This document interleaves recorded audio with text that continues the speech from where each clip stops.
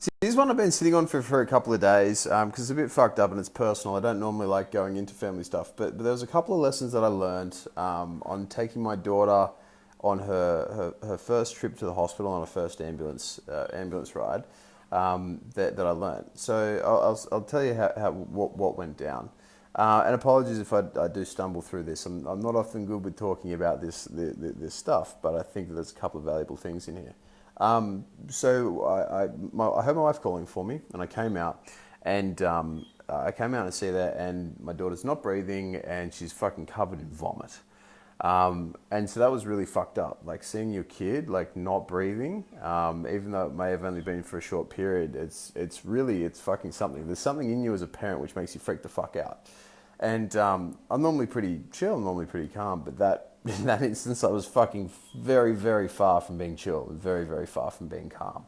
And so I go out there and we clean Layla off, and Soph does a couple of black back blows, and she coughs up a vomit, and she starts breathing. She cries. Fuck, I've never been so happy to hear my daughter cry. But yeah, so she comes back and she spits it out, spits out the vomit, and then she's crying, and then we settle her down, clean her off, give her a bath and all that. And then she vomits again, and so she vomits again in the bath, and then she vomits again. And we're talking about it like, fuck, do we take her to emergency? Do we not do it? Do we do it? Do we not do it? And then she starts going a bit blue. And we're like, nah. Soph's, mum's senses start tingling, and she says, no, we've just got to get her to the hospital. And so we call up the ambulance, and we get the ambulance there. They rock up, and then I go pack the bags. I send Layla and Soph off in the ambulance, and I drive down to the hospital, down to Sunshine Coast University Hospital, SCU, for all you guys on the coast who know it. And I've got the fucking lovely 40-minute drive there. And so you can imagine, like, when I leave my girl, she's turning blue, she's vomiting on and off, she's not unconscious, but she's not super with it either. And so I'm driving down in there, like, fuck. Like the ambos have taken her, they've done all the tests, and oxygen levels aren't good.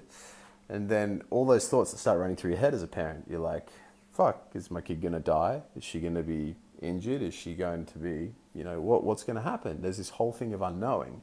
And your head just starts like running and running and running. And so long story short, we get into hospital. They give her 2 liters of oxygen on the way to the hospital. And then Layla's stoked. She's back to being normal, and she's like, la, la, la, la, la. Happy as Sophie and I are just like, it's just fucked. It's just emotional, like really, really emotional. And it's just really, really tough. And there's 3 things that I took out of this. And by the way, Layla's sweet now. She's all happy. But fuck me, that scared the shit out of me. Like, that's the most scary thing I've ever experienced my whole life. Like, since I've done a lot of work on myself, I'm not very afraid of death. My kid dying, fuck me, there's a big fear of that. Her even being hurt, there's a big fear of that. But there's 3 things that I took away from this. And the first thing is, like, I fucking love paying a shitload of tax here in Australia, because I've never loved paying tax. In fact, I've always fucking hated it until then, because the ambulance rocked up at our doorstep in 15 minutes, and they were phenomenal. They were so well trained. They had everything. Like, it was fucking awesome. All sorted. Like, just done right there. Where else in the world do you get service that good with your healthcare? It's fucking unreal. Like, I love fucking paying tax now. I never thought I'd say that in my life, but fucking thank you to every single person who's a paramedic. Thank you to everybody who's involved in that system, because it's incredible. Like, we have the best emergency system in the world. I'm not a big fan of most Western medicine. Most of it's shit, but I tell you what, fuck, our emergency stuff's good. And I'm so thankful for them. So shout out to Sebastian and Talia, because they're incredible humans. I'm so grateful for the paramedics. They do a wonderful, wonderful job. I'm so glad that my tax money goes there. Fuck, I wish I could donate. I could portion more of my tax money there, and fuck, I'm certain that I'll be donating a lot of money in the future into the ambos.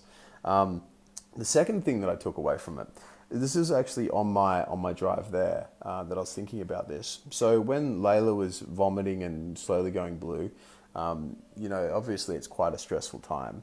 And one of the things I was most thankful for is that I was able to regulate my nervous system. So when you see your child or anyone you love not breathing, turning blue, vomiting a lot, it fucks you up. There's no other way to put it. And you start panicking. There's an inherent thing to panic and do a million things at once.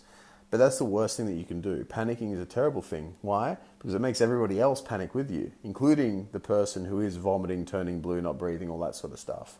And so what we need to do is be able to manipulate and control that. And I'm so thankful for the last however many years I've just spent all my time learning how to manipulate and control my nervous system.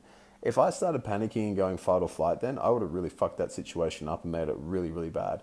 I know a lot of people in that situation would have had a panic attack. I know a lot of people would have lost their marbles. I know a lot of people would have been in a position where they're actually detrimental to the person who is having the trouble at that time. And I think that all of us need to have like a really long, hard look at ourselves and like think, fuck, you know, would I actually have my shit together in that situation? And as much as internally my heart was fucking breaking, and as much as internally it felt horrific, externally I was able to control my responses so that nobody could tell that I was panicked. I was cool, calm, collected, relaxed all the time.